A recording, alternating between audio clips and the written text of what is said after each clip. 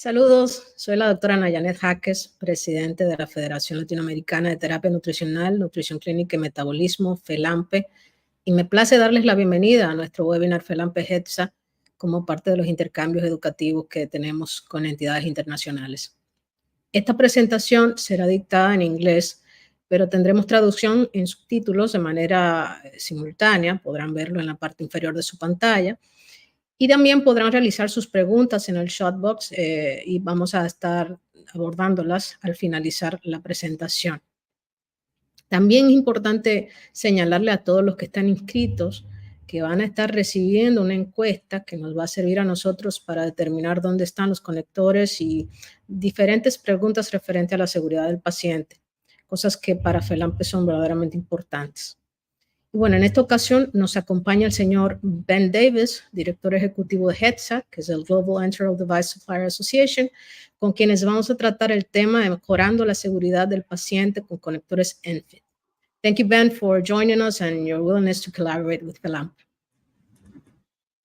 Well, thank you so much to yourself and FELAMPE for hosting us, and thank you all for taking the time to attend our webinar this evening, which is Improving Patient Safety Through Safer Tubing Connections.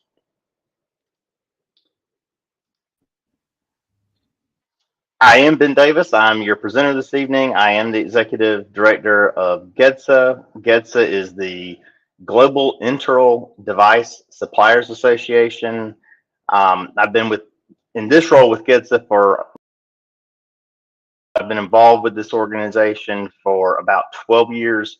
Prior to being in this role with GEDSA, I was a device manufacturer, so I was the Vice President of Engineering and Product Development for Neomed, which makes enteral feeding tubes and syringes. That company's now been acquired by Avanos, so you may have heard of them. I'm an industrial engineer from Georgia Tech. I have about 13 years of medical device engineering experience, so my perspective on a lot of these topics is really more from a technical perspective, but I think that's actually pretty helpful when we're discussing things like this. So with that, I'll give you a little bit more about GEDSA. GEDSA's mission is to promote patient safety worldwide through the implementation of safer tubing connectors.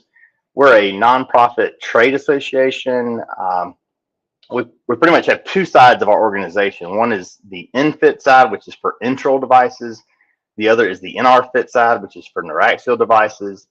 Between those two groups, we have about 49 manufacturers and 28 supporting organizations that we collaborate with. The way we're structured is we have clinicians.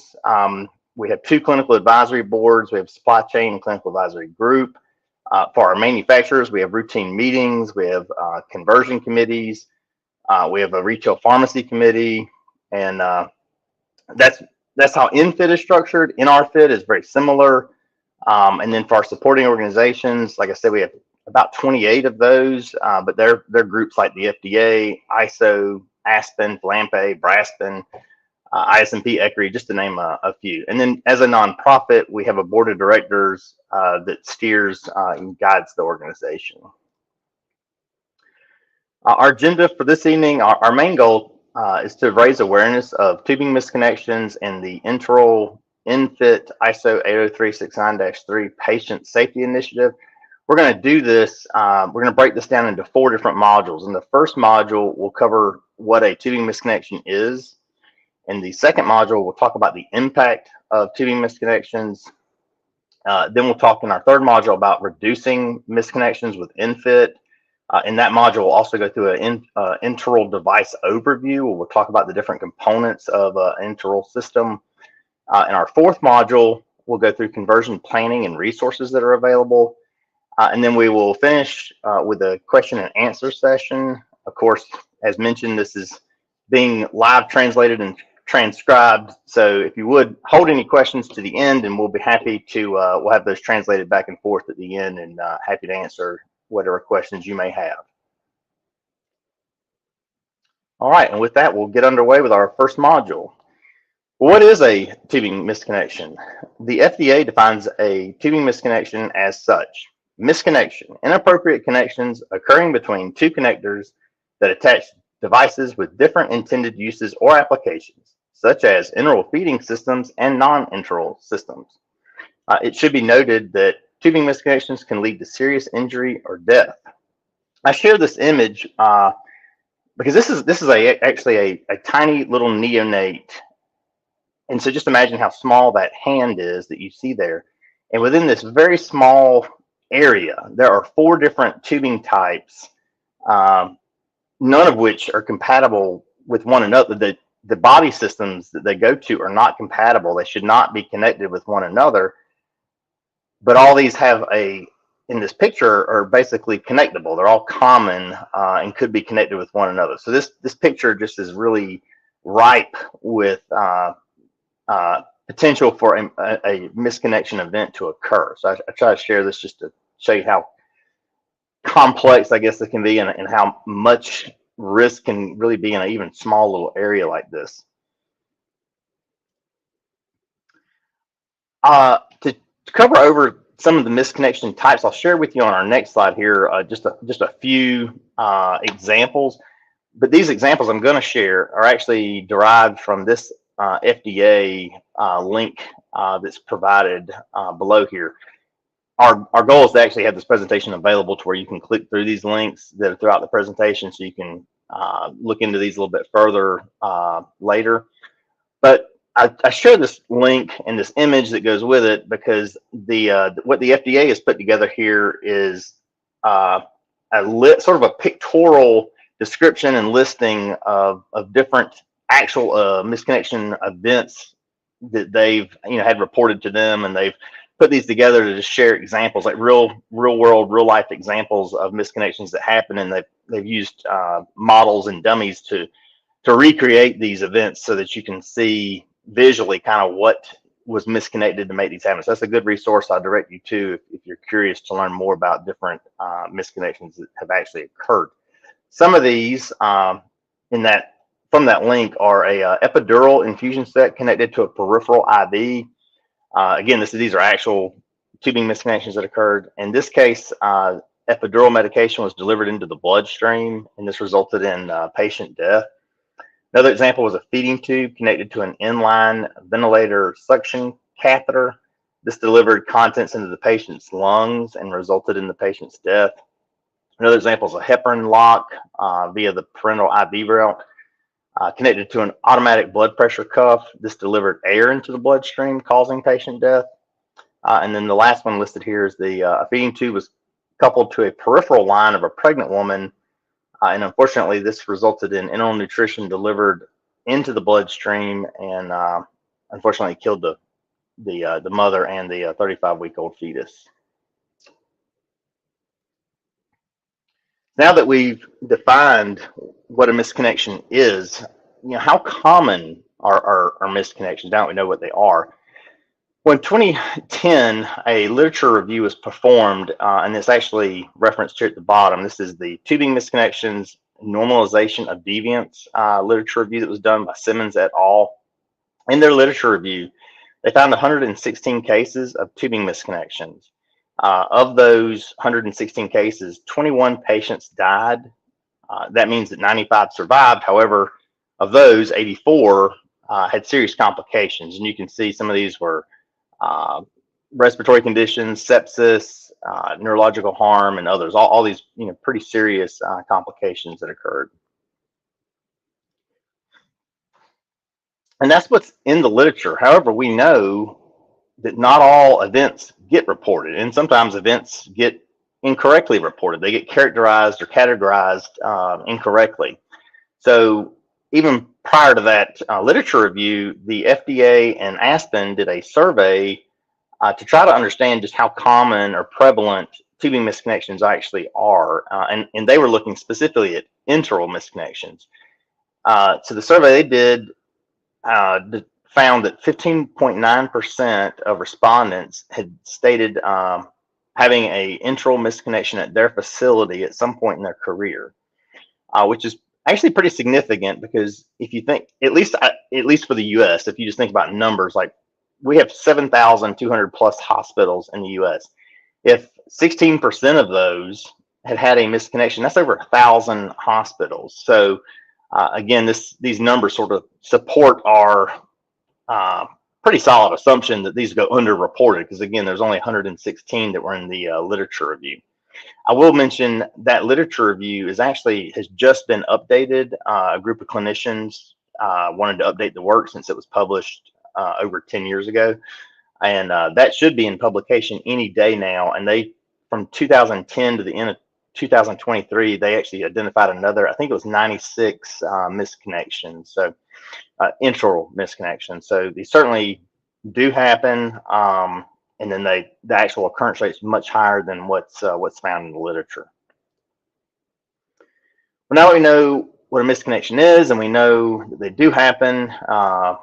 You know, why do they happen? Well, this can be attributed to a multitude of factors. You have things like low lighting. You have multiple device types and lines in the same space. You have nursing turnover. There's a lot more traveling nurses now, to where, you know, maybe a nurse came from one facility that used one set of systems, and now they're at a new facility that uses all different systems. That increases risk. You have time pressures, human error. There could be lack of tactile feedback for the products. Unintended use, or what we call off-label use of tubes, increases risk.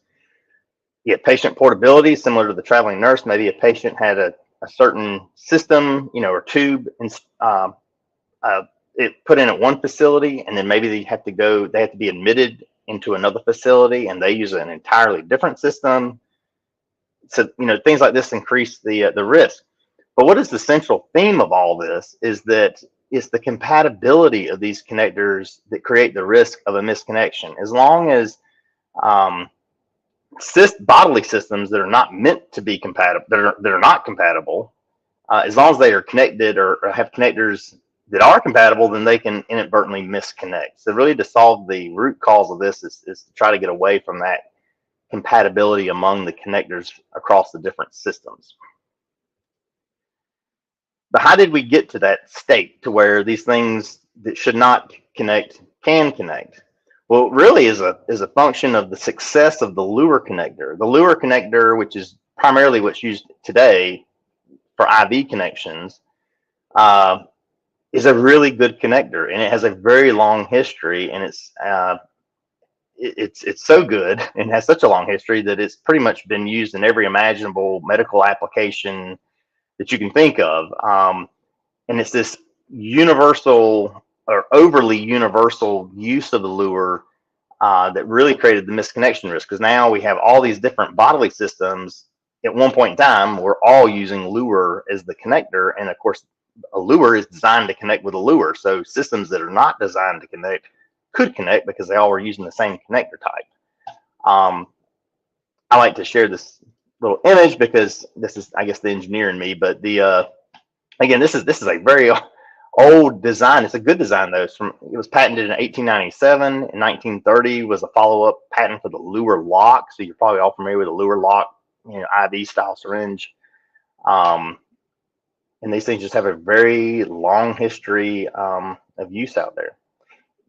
I should also mention that long history. When we're talking about changing these systems, this is truly a paradigm shift. I mean, it's been over 125 years since the lure was first patented, and now we're switching over to a new system, basically. So it's quite a feat if you think of it in those terms.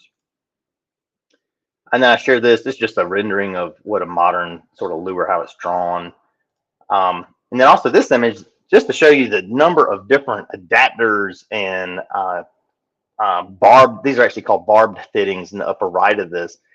These fittings allow you to create tubing sets basically on the fly. So on the go, you could take tubing and attach this into the tubing and basically make lure tubing sets, because that's just how universal these things are.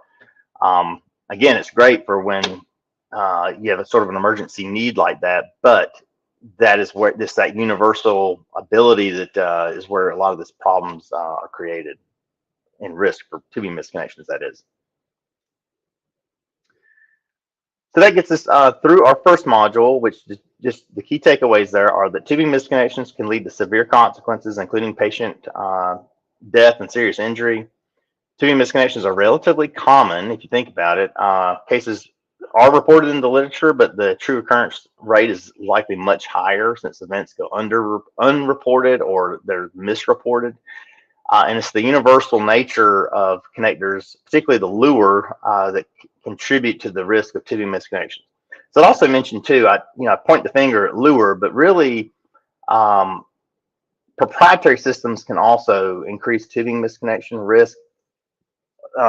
If you look at enteral systems that are available out there, there's quite a few proprietary systems. So these are like manufacturer specific, non-standardized, non-ISO standardized systems. And the more and more that you have of these in place, the more and more risk you have, because they're all nuanced, they're all a little different, the greater the risk of a misconnection occurring are. So it's very important that you move toward a standardization to where a system like an enteral system is all hopefully moving to one connector, because that's the best way to minimize the risk of a misconnection occurring. Now that we know what a misconnection is and we know some of the numbers around it, let's talk about the actual impact of tubing misconnections, because we're talking numbers and what's in the literature and stuff like that. It's all very abstract. It's kind of nebulous. And I really like to I like to share this video, which is kind of a patient impact story video, because I think it really brings it back home that this is devastating to patients and families that this happens to.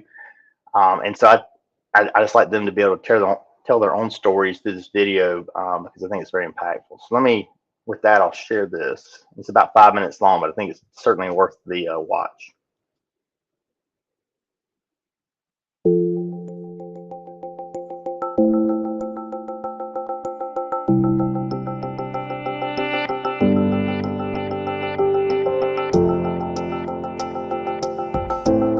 I didn't get to say goodbye. And she said, "Oh, honey, I'll see you tomorrow." I said, "I know, Mom, but I just want you to know I love you." She said, "I love you too."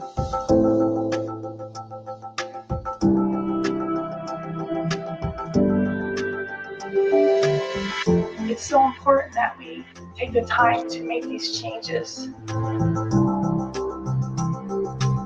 Yes, this is a big deal. It's huge. It is huge to change all the tubings in all the hospitals. There's a reason for it. This can't happen.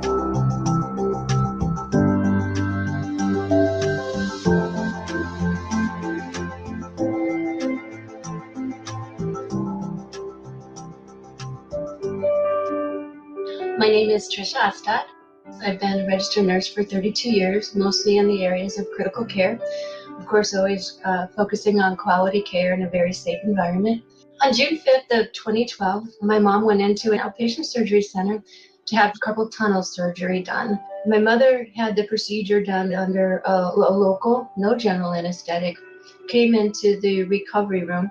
The nurse took the line from the blood pressure monitor, and instead of inserting it into the cuff, she inserted it into a port of my mother's IV.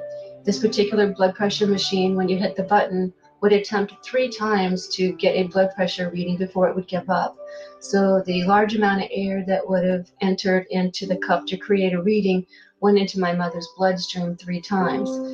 That explains why she was gone within a minute of arrival, because she just died from a very massive air embolus, and that explained her terrible presentation in the emergency room.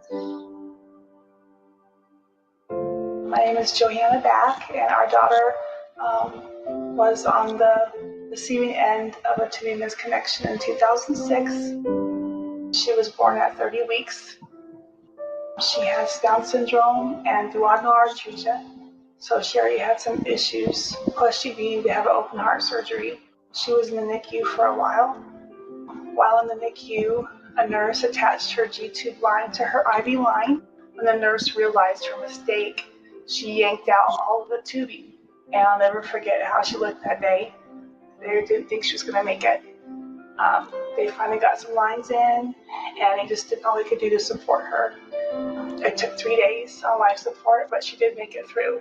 We were very lucky that she did make it through, because most people don't make it when this happens to them. My name's Glenda Rogers. I've been an OB nurse for 26 years. My daughter Robin was 35 weeks pregnant when she was admitted to the hospital with nausea, vomiting, dehydration, and pain. The doctors caring for her had decided that she needed to be transferred to a higher level of care. But before they would transfer her, they wanted to check on the baby. They did the ultrasounds and checked, and there was no heartbeat. And we had to tell Robin that the baby had died. Before the transfer was completed, Robin also died.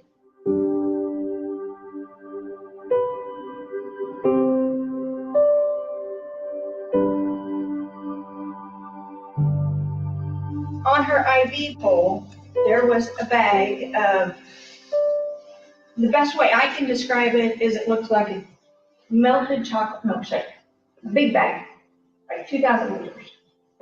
And on every corner of that bag, it had not for IV use. And it was hooked to her PICC line.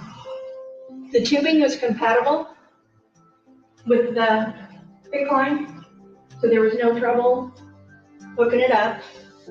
She started it at 11 o'clock to run at 200 an hour. It wasn't discovered until 5 o'clock that night.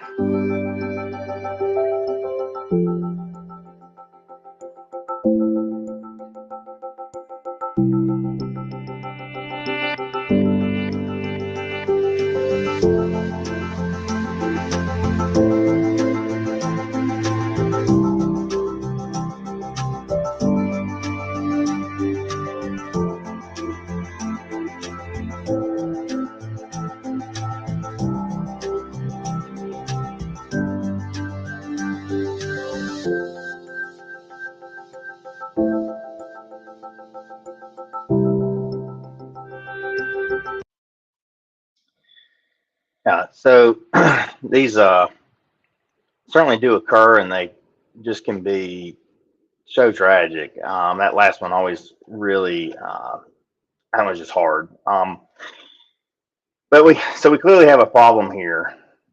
How do we solve this? Well, fortunately, a group of technical experts, clinical experts, regulatory standards experts came together years ago to develop the ISO 80369 series of small bore connector standards. These connectors are mechanically engineered to be incompatible with other areas of therapy, and the integral section is ISO 80369-3. This is more commonly known as ENfit, which is of course what we're discussing today. The other section that we're involved at GEDSA quite a bit with is the neuraxial section, which is like epidurals. That's ISO 80369-6, which is commonly known as ENfit. I share this graphic though because it's a nice way to just visualize what the different sections are, and what they do. -7 is the IV, or basically this is the Lure connectors are dedicated to this section. There were previous standards for Lure, which -7 basically updates those a little, but they're staying dedicated to IV applications. The other is -5, that's limb cuff inflation, which is basically a blood pressure cuff. Urinaries, -4, of course, -6 is neuraxial. Respiratory is the -2, and then enteral is -3. These were all published in 2016, except for the -4, which is still kind of hanging out there. Some common requirements among all these is that they're not connectable with others in the series. They must be rigid or semi-rigid connectors. This is important because if you have flexible or elastomeric connectors, you can force fit items into those because they do flex, that are not meant to be connected into them. These all must pass misconnection risk assessments and usability and human factors testing, and they must not be connectable with Lure or needleless connector ports. So our key takeaways from Module 2 are misconnections have a significant impact on patient safety and occur due to various factors, but the root cause is this mechanical compatibility of connectors. ISO design standards have been developed for system-specific applications, ensuring connectors are not connectable with others in the series and are not connectable with Lure or needleless connector ports. The ISO standards implement incompatibility by design, which is engineered. These engineered connector features to prevent misconnections and improve patient safety globally. And with that, we'll get into our third module, where we'll talk about reducing the chance of tubing misconnections with ENfit. So here we'll get into a little bit more of the feeding specific standard, the ISO 80369-3. We'll have a intro device overview to kind of describe the different components that this impacts. And then we'll have also show a syringe comparison, so you can see how these connectors compare to other connectors that are in this sort of small bore connector space as defined by ISO. So the enteral feeding specific standard, ISO 80369-3. I share this image because this is the drawing straight out of the ISO standard for the male connector. And I share it because I want you all to be assured that this is not a just haphazardly put together standard. It wasn't done on a napkin. You know, this is a very robustly engineered, highly dimensioned standard. You can see there are, I forget how many it is. There's even more in the table of dimensions that these have to comply with, but it is a lot of dimensions, and they're all very tightly toleranced too. So this is a very exacting, very specific connector. And this is just the male connector. There's a female connector that has just as many dimensions that are all as tightly toleranced and is exacting as well. These both, you know, the male and the female ENfit connectors have been assessed for misconnections and verified and validated to an extent that surpasses the scrutiny of the FDA and other regulatory bodies throughout the world. They've been on the market in the US and in Europe since 2016, and Europe has been effectively 100% converted for years, several years now.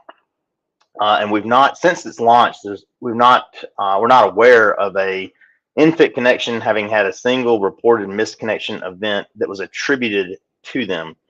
And I say it like that because if you really try to research this, you may find an event that has happened where ENfit is like in the article. But if you actually read, what you'll find is that ENfit has prevented a event from occurring, but then it's been circumvented and an error occurred. So I'll give you a quick example. A oral medication is in a ENfit syringe. It's brought up to the floor, it's at the bedside. A nurse tries to administer it into an IV line. Well, it won't, the ENfit syringe will not connect to the IV line because it's a lure connector. So ENfit has prevented that misconnection. However, and this has happened at least once, the nurse, unable to connect it, takes the ENfit syringe, pulls the plunger out, finds a lure IV syringe, takes the plunger out, pours the contents from the ENfit syringe into an IV syringe, puts the plunger back in, and then administers the oral medication into the IV route. And so that is an example of ENfit doing its job, but it is still named in a report because it was, I guess, within the system. However, ENfit, that event would not be attributed to ENfit. So if you read or research into these things, just make sure that you get the details, because that's, you know, it's those details that really matter. But the point is, I've not heard of a event that's actually been attributed to ENfit. It's actually stopped misconnections from happening. Now we'll cover through the components of the enteral feeding system. Enteral feeding systems are primarily made of 4 major components. You have administration sets, syringes, feeding tubes, and then you have pharmacy and accessory items. And I'm going to go through and detail each of these a little bit further. Administration sets are primarily composed of spike sets, bag pump sets, which is actually what's pictured here out to the right, gravity feeding sets, which look very similar to what's pictured here. They just don't have this little cassette feature that goes into the pump. You have extension sets, which is, to me, normally an extension set is like what connects a syringe to like a nasogastric tube, like a neonate. You have low profile extension sets, which these are what's used with your skin level devices or low profile devices, also called buttons. This is like your Mickeys and your Minis. And then there's also other bolus feeding devices that kind of fit within this category. Oh, I wanted to share real quick. This white adapter in this image, if you can see my cursor, this is called a transition connector, and this came on these pump sets, these bag sets, for years. And I think in the last year and a half, 2 years, they've started in the U.S. The manufacturers, most of them, have started to remove that connector from the assembly. This connector is important, though. We're fairly well along in the conversion process here in the U.S. But in places where this is starting, it can be important to have that adapter or transition connector, because if a patient has a legacy tube, this allows it to still be connected, and the tube doesn't have to be unnecessarily changed out, because it has a legacy connection. They can wait until the next scheduled tube change to actually convert over to an ENfit tube. So that's what the transition connector allows for. And just to give you a close up, this is what the transition connector actually looks like. I wanted to also share I mentioned low profile extensions. The connector on the left, this white fitting, this is called a bayonet fitting. This is the key that basically goes into like a mid key, so like the keyhole. This is not changing. This is way outside the standard, the ENfit standard, and so these are staying as they are. The part that is changing is on the other side of the connection. So you can see here on the far right, this is a funnel, and it looks just like a funnel. That's why I call it a funnel stop connector for the legacy tube sets. And then the ENfit, of course, is the one to the left here. You can see the threaded connections that make it ENfit. The next major component, of course, within an enteral system is our enteral syringes. Historically, there's been all types of different syringe types that have been used for enteral applications. These could be enteral or oral slip tip syringes, catheter tip, Luer syringes historically have been used for this. And then you have many proprietary, or which are manufacturer specific, non-standardized systems or connectors out there that are used as well in some syringes.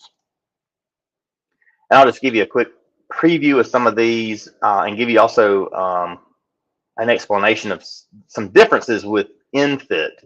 So if you look here at A, that's a ENfit, and I call this a partial thread because this is actually just has two lug sort of partial thread features that make up the threading.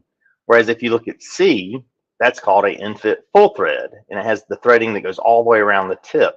Both of these are perfectly acceptable and part of the ISO standard. It's just depending on the manufacturer and or the application that they're used in, that it may be one or the other, but they're both in the standard. They both have the same, they're all undergone the same like misconnection risk assessments and all that.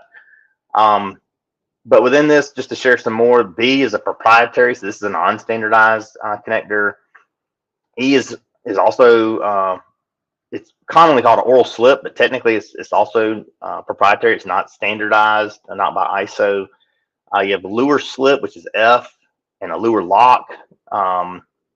There, hopefully you've seen these. These are in IV applications. Should only be in IV applications. You have catheter tip, which is the H. This is actually a small one. You have very large catheter tip syringes in the legacy world on the bigger syringes.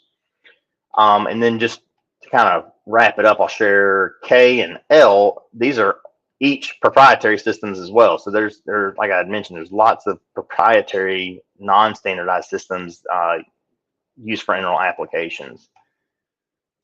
Then one other nuance I'll share about ENfit syringes, these will come in two different tip types. You have your standard ENfit syringe tip, which is the design here on the right. And then you have a low-dose tip ENfit syringe, which is the design on the left that has a nozzle that goes through it. Typically for 6 milliliter size syringes and less, so your smaller syringes, they'll have this low-dose tip feature. This improves dosing accuracy by minimizing some of the dead space in this female tip. You won't see it on the larger ones because as a syringe gets larger, proportionately the dosing accuracy gets much more and more easy the larger the syringe is. So, but when the smaller you get, the harder dose accuracy becomes. So it's only on the smaller syringes. And then to give you a comparison, just to kind of lay these all out so you can see how they differ. Here's A is a ENfit full thread standard tip. So you see the threading goes all the way around. B is the ENfit partial thread. So you can see here, this is a better picture where you can see the lugs kind of on each side of the tip of the syringe here. And this is low dose tip, so it has the nozzle in the center. C is an oral slip. So this is real common, legacy style device. D is a lure slip, and E is a lure lock. And then F and G are our new ENfit lock and slip designs that'll be coming out for like regional pain blocks, epidurals, and other neuraxial applications. You can see these are really similar in size and the way they sort of look to lure. However, they're just different dimensionally enough to where they're not compatible, to where they meet that misconnection criteria to where they won't connect. And then second to last component of our enteral feeding system, of course, are feeding tubes. These are, you have gastrostomy tubes. These are called G tubes. You have low profile feeding tubes. These are the buttons I was mentioning. Nasogastric, nasojejunal, gastrojejunal, and then percutaneous endoscopic gastrostomy tubes, which are also called PEG tubes, are your primary feeding tube types. And I share this image because the top is one manufacturer's ENfit versus their legacy design of the same tube. So the ENfit's on the left, and then the legacy funnel sort of connector is on the right.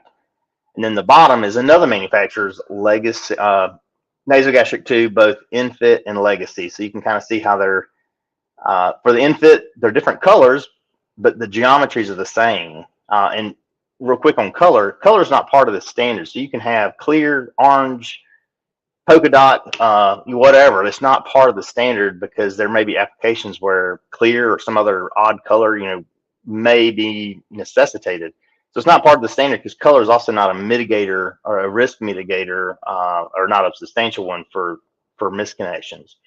Most companies have gone to purple. However, there are neonatal and children's hospitals that do use the orange, just that's their preference. But anyway, so it's not one or the other's not standardized. The color is not a standardized item.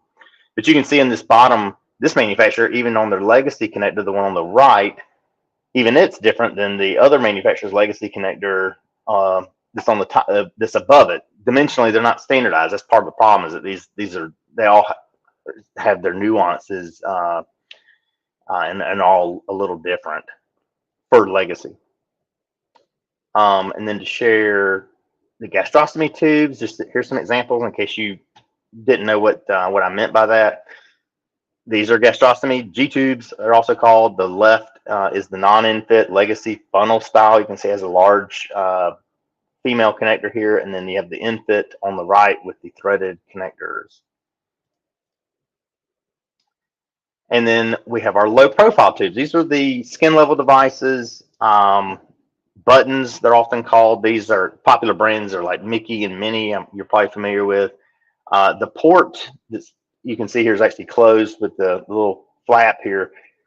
This port is not changing. This is not part of the standard. I mentioned earlier that the extension that goes into this is not changing. So that connection system is not changing. It's the extension that goes into it. The other end of it will be moving from a legacy funnel connector over to the ENfit. And then just to show you how these look connected together, you can see the ENfit syringe just threads into the feeding tube. And then here's an example of how the system would be connected for a low profile device. So you see the white piece, the bayonet, as I described it earlier, fits into the low profile device. And then it's the other end that the syringe or administration set connects to that's actually threaded and now would have the ENfit connection. And then our last item in the enteral system is our pharmacy and accessory items. Unfortunately, it seems like these accessory and pharmacy items are a bit of an afterthought for whatever reason. And I think there's a lot of gap in awareness of the availability of these. So in the legacy world, we had all these adapters that made it easier to fill medications into enteral syringes. These exist for ENfit. It's just a matter of, I guess, people are not as aware. We've been working hard to try to raise that awareness. And actually, if you would follow this link, it takes you to what we call our pharmacy resource guide, and it gives a visual crosswalk to show if you're using this adapter, if your pharmacy was using this adapter with the legacy system, here's the ENfit version of it that's available, and it even tells you, has a link to tell you where to get these different things, so that this is not a gap, hopefully for much longer. And then just again, sort of how that looks. You have this low-dose tip syringe here in the top left with a partial thread, then the standard or full thread ENfit in the bottom left. You have your feeding tube. This is actually a Y port or dual port ENfit tube, and then this is the female end of a tube set. So this is the patient side of the administration set, just to give you an idea of the different things, kind of more close up, and so that it's clear, because I don't want anyone to think that this is like a syringe or a feeding tube that's changing. This is portfolios of product. This is entire systems are changing. And I share this image just because it is the one image I'm aware of that has basically a whole range of product in one shot. So you can see that this is the whole system, like everything that's part of the enteral portfolio is changing over. So this is not just like a single syringe size and a single feeding tube. It's the whole system. All right, and our key takeaways from the third module here are ISO 80369-3, which is ENfit, is the enteral specific ISO standardized connector. ENfit was designed to minimize tubing misconnections and improve patient safety over legacy and proprietary connection systems. And then key enteral ENfit components include the administration sets, syringes, feeding tubes, and pharmacy accessories.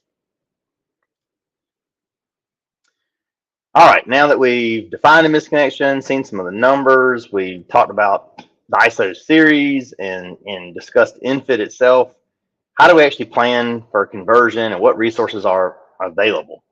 Well, normally this is typically, I'd say, done in a sort of a 3-step sort of process. You have the awareness phase, which is really like communication, things like webinars like we're doing today. You have the prepare phase, which is like more education, kind of a deeper dive into what all has to take place to make the conversion happen. And then you have the adoption phase, which is the actual transition, occurring at a facility. We have so many resources that are available to assist in conversion planning that are on our website. So I encourage you to go to www.stayconnected.org. That's GEDS's website.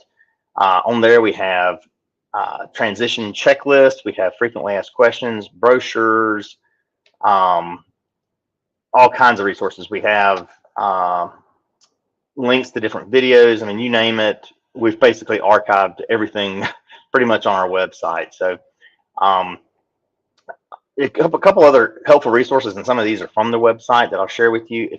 We have a product resource guide, which is the top link here. Here we've listed all the GEDSA members along with their key product categories. So instead of having to just endlessly search the internet for something you may be looking for, an ENfit product, we're hoping that this provides a more efficient way to where you can just link to it and see who has what, and it just make your life hopefully easier. We also have Portuguese and Spanish sections of our website where we don't have everything translated, but almost all the key items that we have, like the FAQs, the transition checklist, things like that, are all translated. And in fact, if you see something that on the main site that is not translated, let us know. If you desire it, we'll be happy to have it translated for you. Also, a good way to stay in the loop is to to follow our newsletters. If you click on this link, you can actually sign up for it, and you can see our past newsletters. The best way, though, I would say to just stay in the know with all things ENfit would be to just follow us on LinkedIn. So you can click our LinkedIn link here, and we try to post real regular to it with important updates and information, educational materials. Additionally, we have the YouTube channel, which probably this webinar ultimately hopefully be on. We have lots of training videos that have been put together by some of our clinician contacts, where they have things like medication administration. We have past webinars. We've got quite a few videos that are very helpful. And then lastly, I'll mention we have a Facebook group. It's called ENfit Exchange. This is originally sort of intended for patients and caregivers, like, at home, to exchange not only information but products. So like if a mother, in one place or one town is needing a certain syringe and she can't find it, she would ask this group, and then somebody may have it and they could send it to her. So I've seen it be very beneficial to people. But not only are patients and caregivers, parents at home on the page, we have clinicians on there, we have manufacturers on there, so people ask questions and you see a explanation. It's a really nice interactive tool, I think. So I encourage you to participate in it. It's been really neat watching that page grow. Another tool that we have available are these interactive teaching stations. We call these ENfit toolkits. You can see that they include this an informative background, but the main thing people like about these is all the product samples that they come with, to where, I'm an engineer, so I really like hands-on. I like to see what I'm talking about, or have it in hand. I think that's very helpful to most people, because once you have it in hand, it doesn't seem nearly as challenging. It makes sense, it's real. We just, for transparency, we do occasionally have trouble shipping these internationally because of customs in different countries. But if you want one of these kits, if you'll let us know, we'll be happy to find out, if we're able to send it. Sometimes it can be difficult sending medical devices internationally through customs, but we try our best. So we'd be happy to work to get these to you. And you can find these on our website, but you can also email us. I'll show you the email at the end where you can inquire, and we can work more specifically to your region, since some of these can be challenging at times. And then to give you an update on just globally where we are with ENfit, U.S. Is about 60 to 65% converted, and that's among acute care facilities, so hospitals. Canada is about 45%. Europe has been nearly 100% for several years. Asia is getting underway. Australia and New Zealand's around 80%. Middle East, Eastern Europe, Africa is about 30%, and then South America is getting underway. I was at Braspen in the fall, and I spoke with several clinicians that said that they had converted to ENfit. So I know that we have conversions. It's just we're trying to get a grasp on maybe what that number is. But we know it's not zero, which is encouraging. And I think things like this webinar are helping to bring ENfit adoption along. Just to wrap this module up, just know there's a multitude of resources available. Everything kind of stems off our main webpage, which is stayconnected.org, and that this is a global patient safety initiative, and it is happening around the world.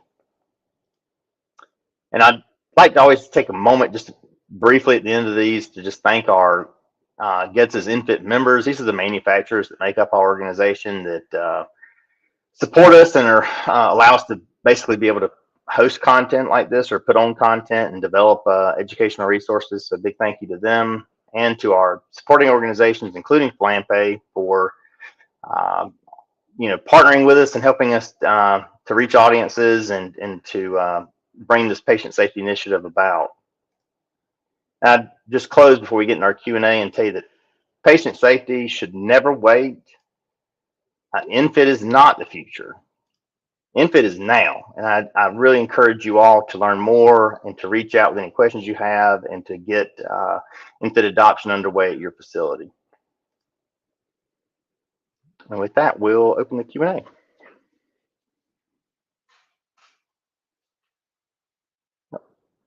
Can't hear you. Thank you so much, Ben. It's a wonderful presentation. We appreciate it so much. And we are going to be open for questions now.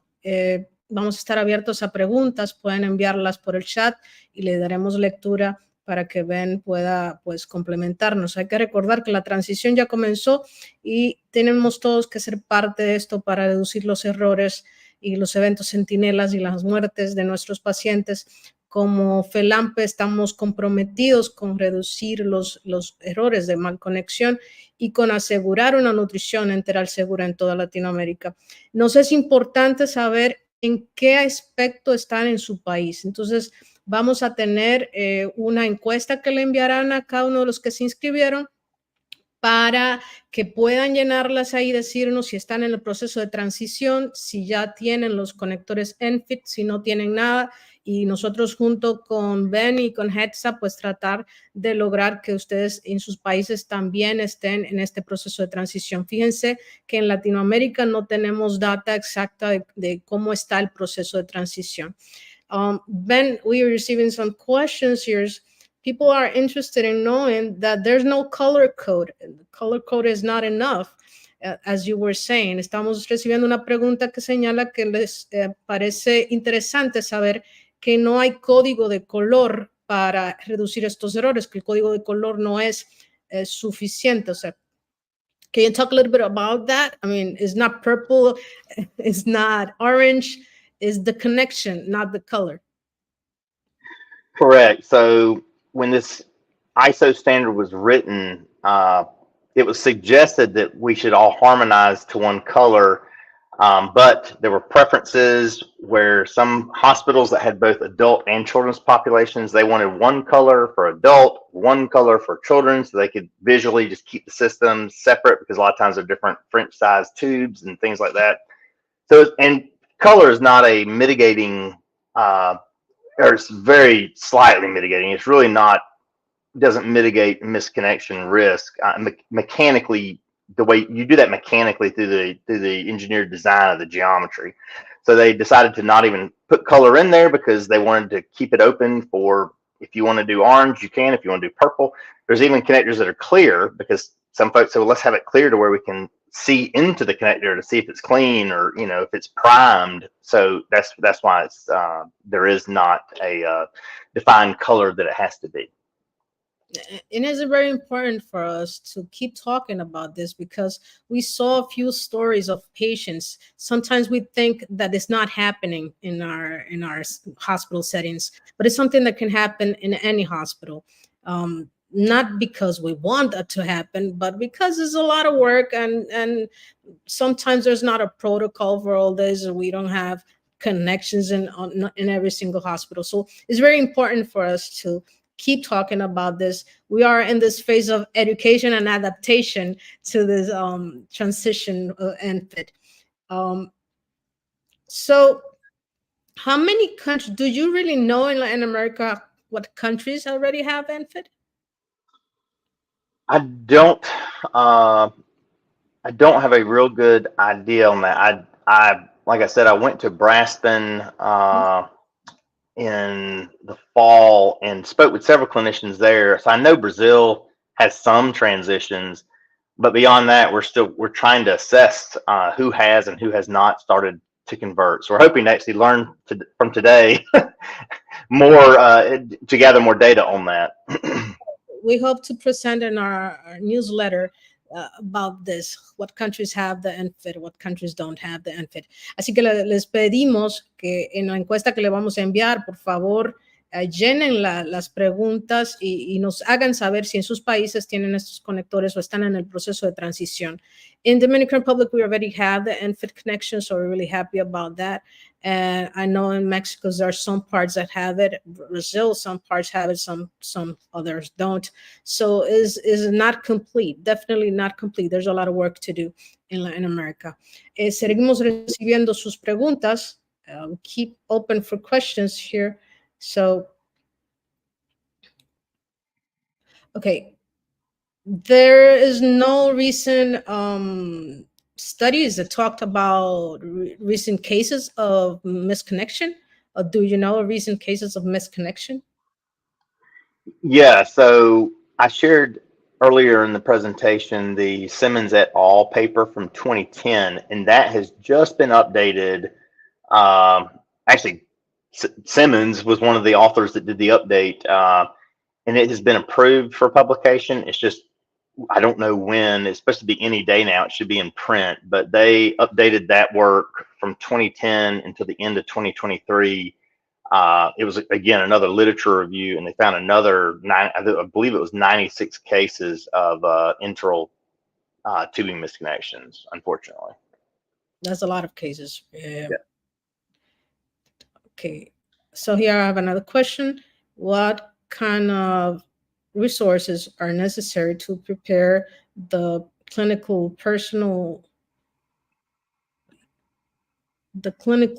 staff to make sure that they're taking care of this security standards? So what kind of resources do we have, and what can we do?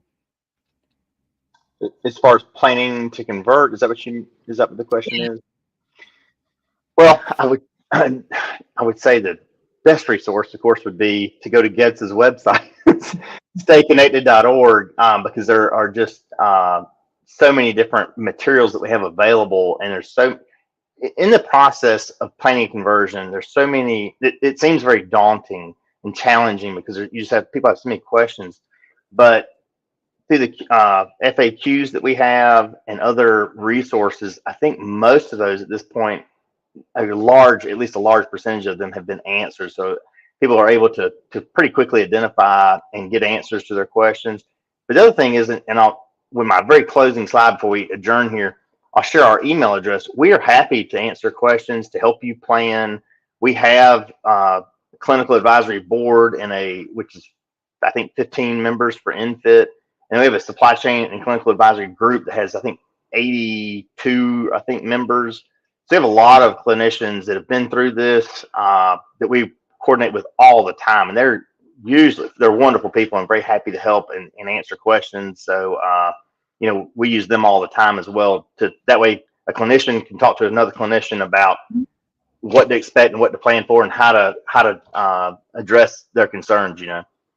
So HEDSA is definitely happy to help us respond to any questions and to get the resources we need.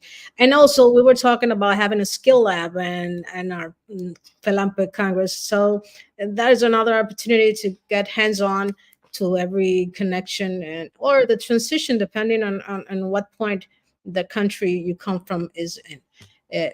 Do we have another question around here? Let me see. I'm sorry. I have questions from a lot of places. Well, if you have any training courses about the connectors, it's not much about training, but about.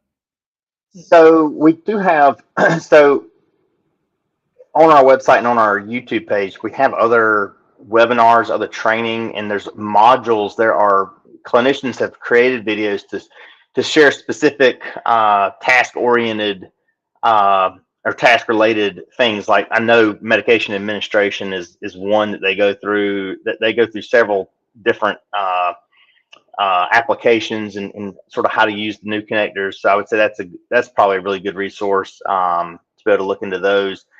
And then we do try to do things like this. And at the Aspen conference back a few months ago, we had a skills lab there that we partook in, and I think those are real helpful too, the hands-on and face-to-face activities like that.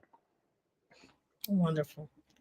Well, I don't see any other questions here, and I think we came to an end. And Ben, I really appreciate your collaboration or your time, disposition to share with us all your knowledge about ENfit. And also, that FELAMPE is completely at board with this. We just want enteral nutrition to be safe for everybody. We don't want any misconnections in any patient. So we thank you so much for your collaboration, for your time. And estamos abiertos a seguir recibiendo preguntas. Any question that we get, and we're gonna be answering it on our newsletter. And so any question we get outside this live webinar, we'll be answering. Of course, Ben will be answering for all of us. Así que todas las preguntas que nos lleguen a través de la encuesta, vamos a estarla pasando las respuestas en nuestro boletín. Así que se pueden inscribir para el boletín para recibir este boletín de FELAMPE. Y agradecemos a todos por su presencia, agradecemos a todos por su tiempo. Seguimos formándonos y seguimos tratando de que Latinoamérica tenga una nutrición enteral segura. Ben, thank you so much. Any last words for Latin America now? Just thank you so much for the opportunity to share this information. FELAMPE is a wonderful partner, and so we appreciate it. And this is the email I've mentioned several times. If you do have questions, do not hesitate, please, to reach out, info@gedsa.org. We are happy to either answer a question or to put you in touch with someone who can. Because like I said, we have a large clinical network, and we're here to help and happy to help. Oh, that's great. So you guys have the email, and we will, of course, put it in the newsletter as well so that anybody can write to GEDSA and have any doubt, any question answered. So thank you again, and thank you all for being here tonight. Gracias a todos por estar conectados. Estaremos haciendo otras actividades y aquí dicen, ok, perdón. Estaremos dando respuestas a todas sus preguntas a través del newsletter. Así que muchísimas gracias a todos y seguimos con distintas actividades. Manténganse a través de las redes sociales atentos porque FELAMPE sigue pues en su proceso de desarrollar la nutrición en toda Latinoamérica. Thank you, Ben, and good evening. Yep, thank you all. Appreciate it.